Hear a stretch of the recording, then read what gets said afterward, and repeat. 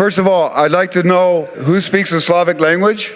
Wow, most everybody. This presentation is actually kind of a backstory of a video that I made. So the fastest way to understand 19 Slavic languages, are there 19 Slavic languages? So I'm going to show you here that I put it at between 11 and 12. This is a Slavic speaking area, and you have Eastern, Western, and Southern. Put out this video, kind of blew up with comments right away. Now, why? As somebody who has studied almost all the Slavic languages, I have that Slav in me, even though, it's just the way I do. I make new identities. I mean, come on, I'm a Japanese citizen and I'm typical Japanese, so yeah, you can tell. Okay, but I had the Slavic period of my life. The first one I studied, then I was in the Soviet Union, and then I lived in Poland for 2 years, and on and on and on. I feel there's a brotherhood, but there's a lot of conflict amongst the Slavs. When we count the languages, so we have a Slovak sitting here and Czech sitting here, right? Nobody usually argues that they're dialects of the same language.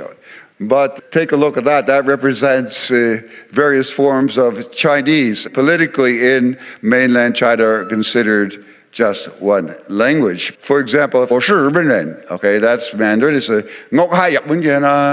so that's Cantonese. And first we'll talk about the East Slavic languages. Obviously, the greatest number of speakers due to one language, which is Russian. Coming a little bit to the west, we have Ukrainian and Rusyn. Is it a dialect or not? But actually there's 4 kind of standards. It's spoken in one area, Poland, Ukraine, Serbia, Slovakia, etc. I consider a language. So all the Eastern Slavic languages use Cyrillic. I think what's more impressive about Russian is not just the number of people who speak it, but the territory it covers. So I've been to the Soviet Union 3 times and 9 republics, and I couldn't speak, for example, Kazakh, Uzbeki, and other languages that I read into, Georgian, etc. Говорю по-русски, все понимают. And still in a lot of those countries, it's still quite common to use it. Depends on which one. Actually, in Kazakhstan, I was talking to Kazakhis, and they were trying to hide the fact that their Kazakhi wasn't very good.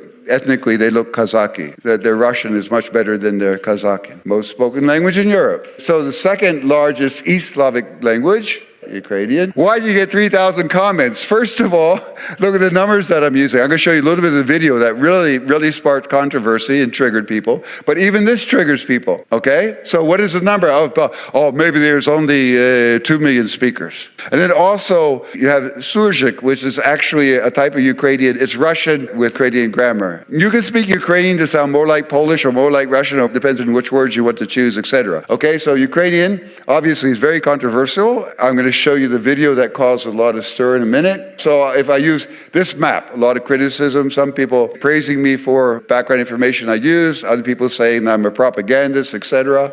Especially when I hit this part and talked about 3 centuries of domination. Russian is the strongest in the eastern regions. The prevalence of the Russian language in Ukraine is a result of more than 3 centuries of domination by Moscow.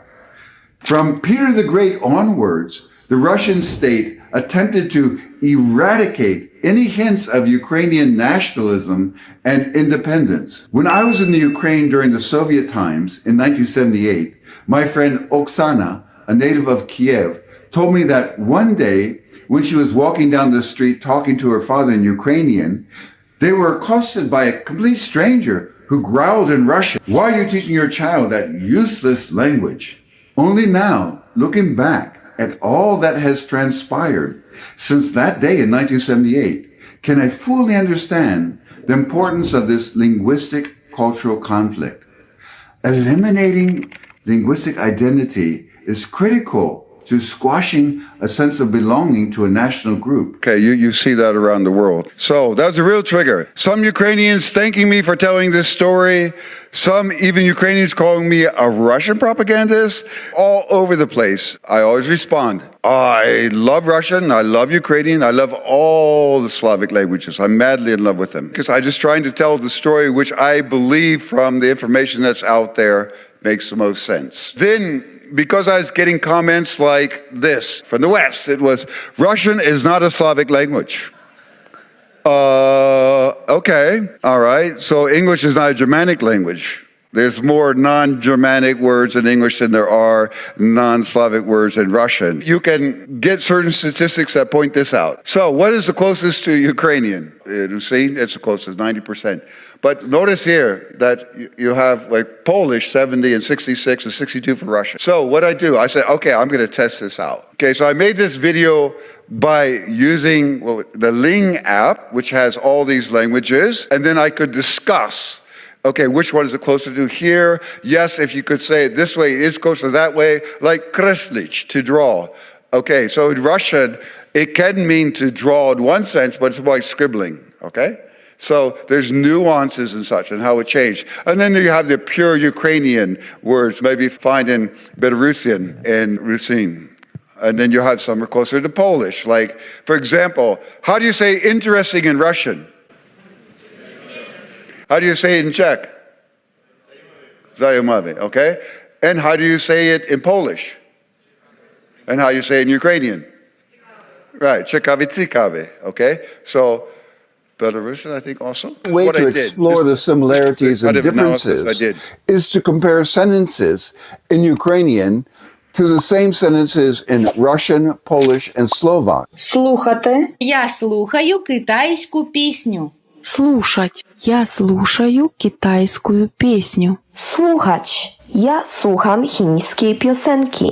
Почувати. Я почувам чínskú pieseň. Russian is very close to Ukrainian in this sentence, with only slight variations in spelling and pronunciation. Сподіваюся, що ви складете вступний іспит в університет. Экзамен. Я надеюсь, что вы сдадите вступительный экзамен в университете. Egzamin. Ja mam nadzieję, że zdasz swoje wstępne egzaminy na uniwersytet. Skúška. Dúfam, že prejdeš prijímacou skúškou. The Ukrainian expression spodivayutse, for I hope, differs from its Russian, Polish, and Slovak equivalents.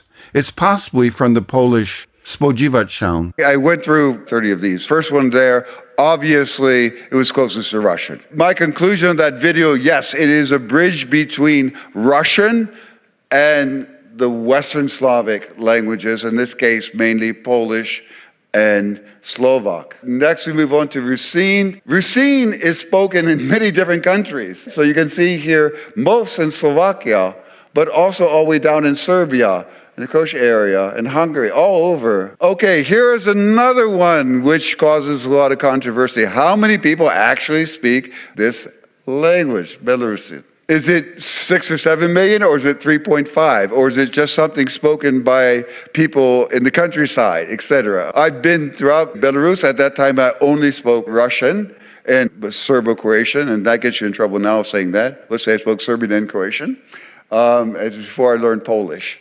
So, yeah, I didn't hear it a lot. I mainly heard Russian during Soviet times. So there's your West Slavic languages. So the conclusion for the East, how many do we have? Well, definitely, I would say we have 3, and then we may have 4. Czech, Slovak, not many people are arguing that they're the same language, and so the issue is Kashubian. Upper and Lower Sorbian, they are quite distinct, and then Silesian, is that a language or a dialect? Okay, they all use modified Latin-based.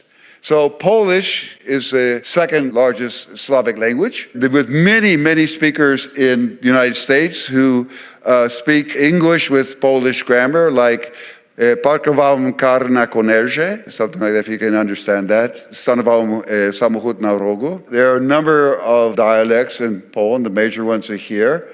And but this shows the dialects as well as, well, I'm going to call them languages at this moment, Kashubian and then Silesian. The Defense Language Institute says that Polish is the most difficult Slavic languages due to its irregularity in grammar and its consonant clusters, which we'll see in a second. Now, as somebody who learned Polish as not as the first one, Serbian, Croatian, Russian, Polish, I agree. Mijn voornaam? Grzegorz Brzęczyszczykiewicz. Brzęczyszczykiewicz. Grzegorz. Brzęczyszczykiewicz.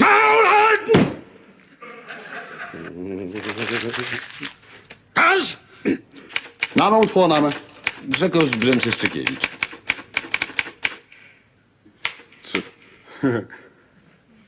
Geboren. Chrząszcz Czyżewoszyce, powiat Łękołody. All right, so let's move on to Kashubian. It's officially recognized ethnic minority language in Poland since 2005. So if we're going to go by that, it's a language, that classification. Poland decided that it was. You can see it written here. And if you speak Polish or any other Slavic language, I bet you can understand 80% of that or 90%, right? Even if, let's say, you're a Slovak Czech speaker. Now, when you hear it, doesn't mean you're going to understand. From the Pomeranian region of northern Poland. So actually, before World War II, the Kashubians were surrounded by Germans. That also affected how they just had the Poles down there in the south. They have 9 distinct oral vowels, and that's 3 more than Polish. How many people speak it? This is probably a pretty good estimate because it's less political. It has 80 to 90% lexical similarity, but it has those distinct phonological, syntactical, and lexical features. They recognize. Opinions are also divided regarding whether Silesian is a distinct language or a dialect of Polish. The Silesian language or ethnolect is actually a group of several sub-dialects spoken today in mostly Upper Silesia. Historically, these dialects have been influenced by literary Polish, Czech, and German languages, as well as Slovakian and Slavic, a German dialect spoken in Lower Silesia before 1945. According to the last official census in Poland, about 460,000 people declared Silesian as their native language. Now, heading south from Poland, we find Czech and Slovak. Each language has its own standard form and is the official language of its respective country, Czech in the Czech Republic and Slovak in Slovakia. Nevertheless, it can be said that most varieties of Czech and Slovak are mutually intelligible, forming a dialect continuum rather than being 2 separate, distinct languages. Standardized forms of these 2 languages are, however, easily distinguishable and recognizable because of differences in vocabulary, orthography, pronunciation, phonology, suffixes, and prefixes. Finally, we have Upper and Lower Sorbian, 2 Slavic languages spoken in parts of Eastern Germany by about 550,000 people. Upper Sorbian is spoken around Bautzen, and Lower Sorbian north of Cottbus. Interestingly, the difference between the 2 is very much based on religious differences between Protestants and Catholics who lived in fairly closed communities in separate villages. Upper Sorbian shows more similarities to Czech, while Lower Sorbian shows more similarities to Polish. Next, we move on to a real hotbed one, right here. Okay, any Greek people here? You made them change their name to Northern Macedonia, all right? And then Bulgarian, where the Bulgarians are claiming, look, that's a dialect. I met somebody from Slovenia in La Paz, Bolivia, in 1976, and we traveled together, curious about languages. I started learning Slovene. I get there and realize when I spoke Slovene in Croatia, people are looking at me like this, so I picked up the textbook for Serbo-Croatian because I rode a bicycle along the coast for 3 months. This issue's been around for a long, long time, and it's related to nationalism. And the concept of Serbo-Croatian as one language was used by Tito. Nobody was fighting against it. It was kind of, I felt, the brotherhood and everything was going on there. It was fine. Way before then, there was a standardization of Serbo-Croatian. How many languages are there? Well, you can see 3, or you can see 1, 2, 3, 4, 5. That's Bosnian, Croatian, Montenegrin, and Serbian put together. And I had young people, only young people from Serbia and Croatia that would say this. They said, what is this BCMS? I've never heard of it. Now, I'll quickly tell a story that really was crazy. So, don't shoot me. Some people got angry that I was in Moscow recently for a show called Amazing People as a polyglot. I gave them 30 languages and they brought in 15 people. And so I had to pick a number and that person would stand up and they would ask me a question in their language. I had to answer in that language. Right before the show, we had a rehearsal that afternoon. And so a girl asked me a question about what my most interesting hotel I've ever stayed at. She said, I like staying in interesting hotels. And I told her about a hotel made of salt in Bolivia. And then I said, veroliepoje. Okay, now, if you speak those languages, the difference between Croatian and Serbian there is just verolepolje and veroliepoje. So yeah, ekevan. But then I made the mistake of saying to her, thought she'd be happy. I said, yeah, srpska, hrvatska je prvi slovenski jezik koji sam učio. It's the first Slavic language I learned. What did she do? She stood up and started screaming and said, I'm going to go tell our ambassador. Serbian and Croatian is not the same thing. I asked him Serbian. He answered me in Croatian because I said, Lijepo. It's really a lot about religion more than anything else, I would say. The hotbeds. The hotbeds, of course, is Bulgarian and Northern Macedonian. I'll put the north in there in case there are any Greek people here. And then, of course, you know, we had the Slavic wars going on, Southern Slavic wars going on there. But in actuality, linguists, serious people who know what they're talking about, say that it's basically a pluricentric language. So it has different standards. And if you really want to get in deep, you can argue that really everybody's speaking, if you're speaking Slovakian, you're speaking a variation of Bosnian. And that the Zagreb capital, the way they speak Croatian, is the strongest dialect. Usually the capital of a country would have the standard, right? Not in that case. You can find textbooks like this nowadays, not in the 70s when I was studying. I've used BCMS textbooks to increase my understanding of the four varieties of the language. During a recent trip to Bosnia and Herzegovina, Croatia, Serbia, and Montenegro, I challenged myself to adjust my speech to what I heard in conversations. But it is more complicated than it appears from my explanation so far. There are many dialects. For example, in Croatian, there is Slovakian, Chakavian, and Kajkavian dialects. The names indicate the three different words used for the word what in each dialect. Sto, cha, kai. Slovakian is the prestige dialect of the pluricentric Serbo-Croatian language, and the basis of Serbian, Croatian, Bosnian, and Montenegrin. A further complicating factor is that Macedonian is still widely regarded as a dialect by Bulgarian scholars, historians, and politicians. They deny the existence of a separate Macedonian language and declare it a written regional form of Bulgarian. If they are one language, then modern Bulgarian is based on the Eastern dialect. At the same time, modern Macedonian is based on the Western dialect spoken around the city of Debar in today's North Macedonia. The distinguishing characteristics of Macedonian Bulgarian are that they don't have grammatical cases and do have definite articles. Thus, the South Slavic languages can be said to consist of 3 to 7 languages. Shukriya, the other language, everything. That's basically the backstory. Maybe some of you have seen my video. If not, you can watch it for listening to all the languages. There's a little bit more detail there. But I decided to focus on this one to tell you what happened after I published the thing. Deleted a number of comments. They were just too nasty, okay? But when you deal with the Slavic languages, you're going to trigger a number of people, and I think that's very sad. I think the war going on is very sad. What happened in Silesian is very sad. What can I say? Don't accuse me of being a propagandist for anybody, because I love all the languages. I studied Slavic literature in Poland, and I read mainly in Polish, Russian, and Croatian. So, yeah, that's my story.